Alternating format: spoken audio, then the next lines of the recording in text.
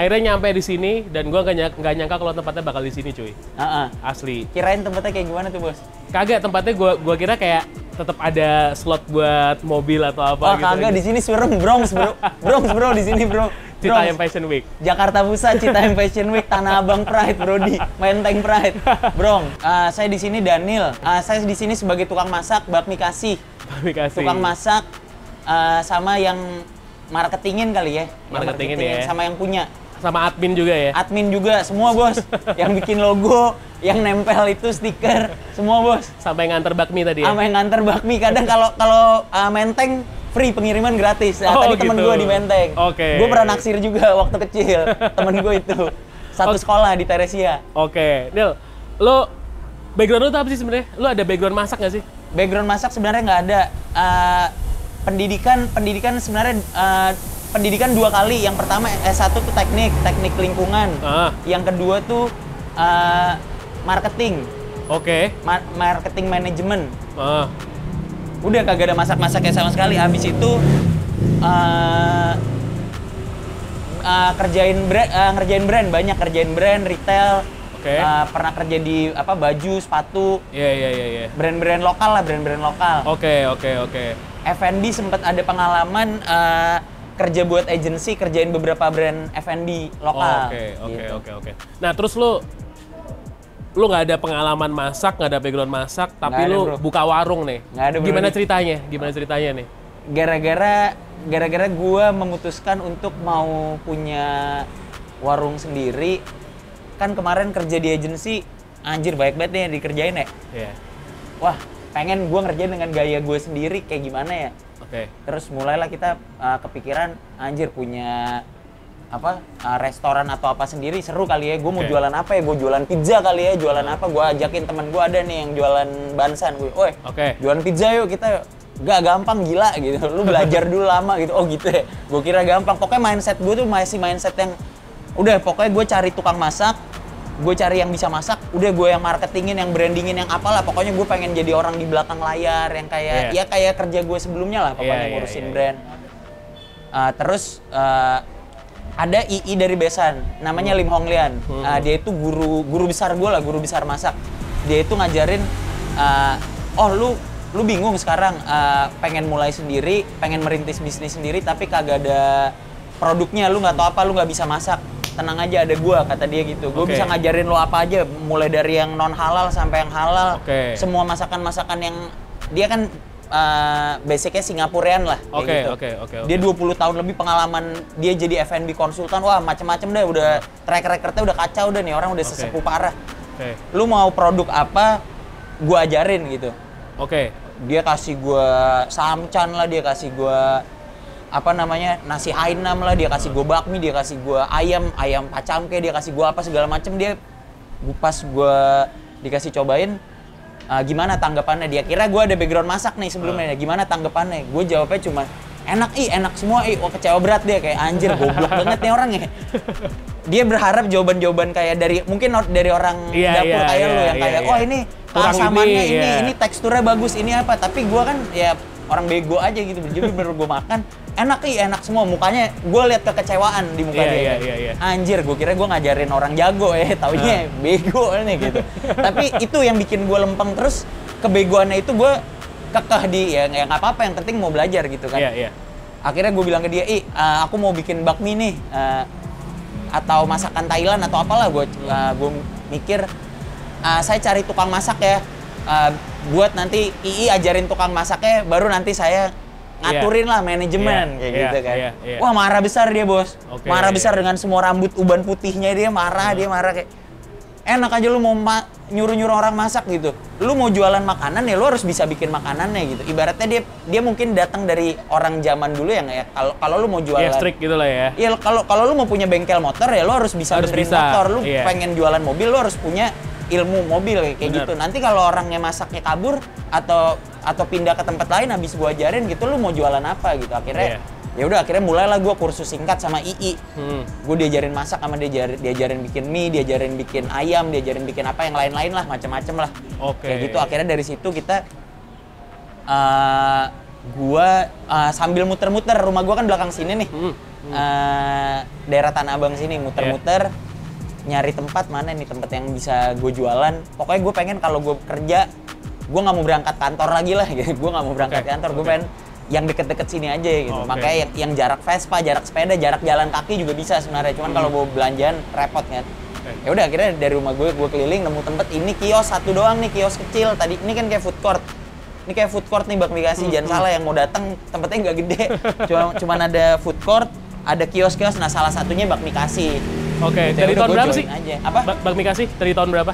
Dari tahun 2022, tahun kemarin. Oh, tahun kemarin. Tahun kemarin, agak-agak tengah ke akhir tahun lah. Buka resminya kayaknya Juli deh. Kayak Juli buka resminya. Sewanya tuh mulai dari Juni gara-gara gua masih belajaran masak. Masih belajaran masak, udahlah di rumah gua penuh kan. Isinya ada apa toko online abang gua, ada apa. Pokoknya rumah penuh deh, sumpek. Mau jualan dari garasi rumah tadinya nggak bisa. Akhirnya gue sambil belajar masak di sini, masih menimba ilmu dari II. Udah buka di sini, tapi sambil belajaran. Ada orang awal-awal, wah macem-macem deh bos cerita dari yang awal jual mie kemurahan, gue pakai ayam kampung tapi harganya nggak masuk, gue pakai ayam kampung gue jual 25.000, orangnya nagih kesini lagi, kesini mulu. Ya iyalah nagih, orang ayam kampung 25.000, mie-nya begini.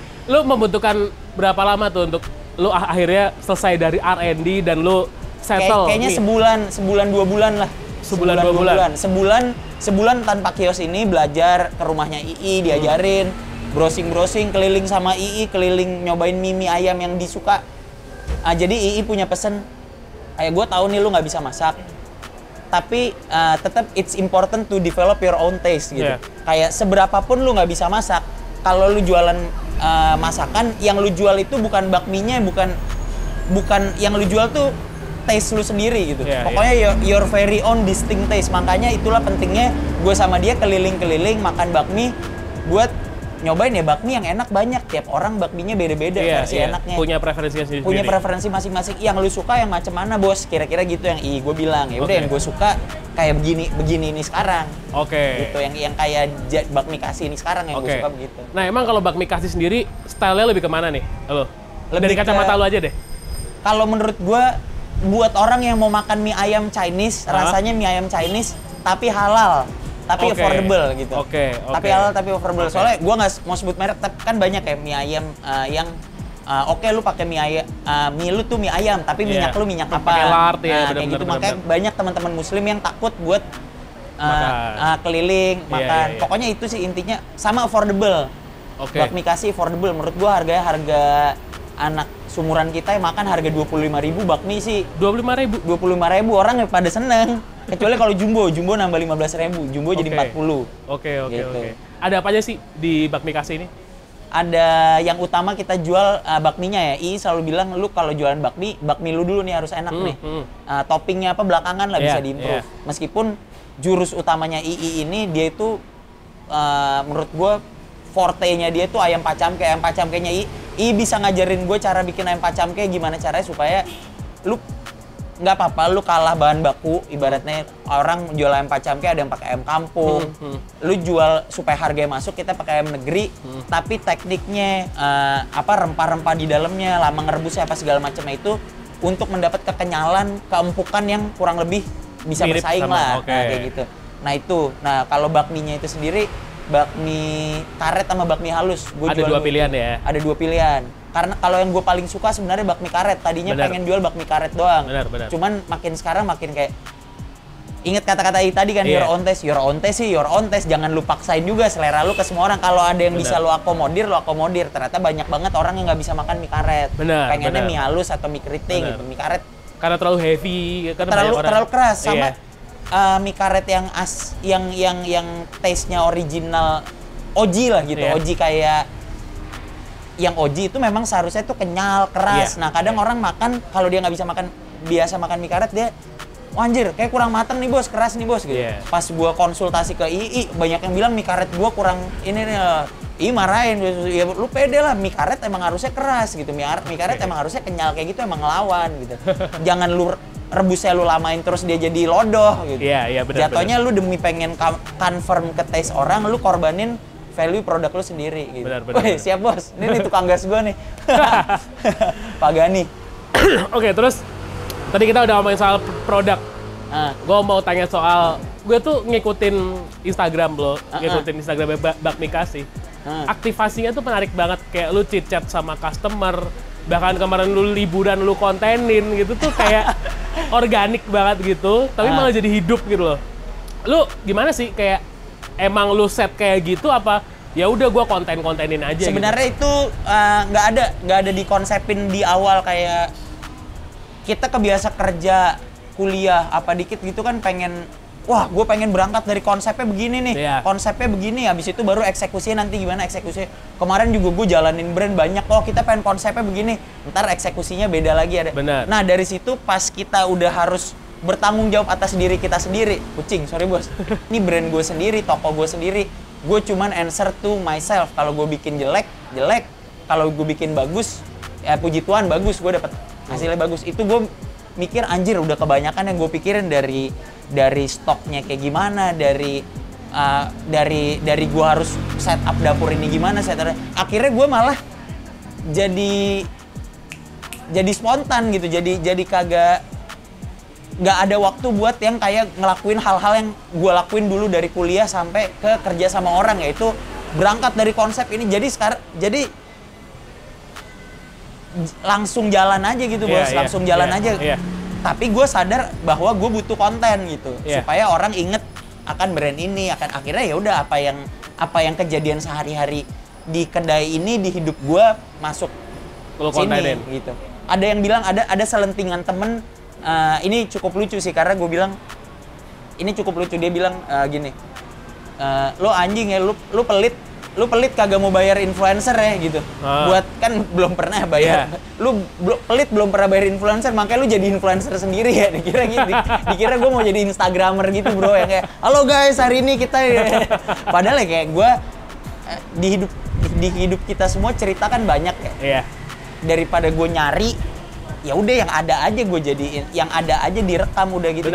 Jadi yang terjadi di sini nggak pernah untuk sekarang, sampai sekarang gue nggak tahu ya kedepannya, mungkin kita pengen kan bisnis berkembang, makin banyak yang harus dipikirin. Ya gue nggak tahu juga, di sini kita masih pemula, masih banyak belajar. Untuk sampai sekarang sih gue belum pernah nyari, tanda kutip nyari konten gitu, kayak oh gue harus ngepost nih, atau gue harus kemana nih ya, gue udah berapa hari nih kagak ada gini, gue harus mikirin. Alhamdulillah belum. Jadi ya udah, yang kalau ada, kalau nggak ada ya udah nggak ada yang gue post gitu, jelek kayak gitu. Nggak ada yang lu direct ya selama ini, kayak bener-bener ngalir aja ya? Iya ngalir. Soalnya ketika ya dari pengalaman terdahulu, pas coba kita direct ya bisa juga. Apalagi kalau timnya bagus ya. Sekarang kan posisi gue kagak ada tim bos. Gue cuman sendiri. Kalau gue habis waktu mikirin konsepnya, gue mau marketingnya, aktivasinya apalagi nih Bakmi Kasih.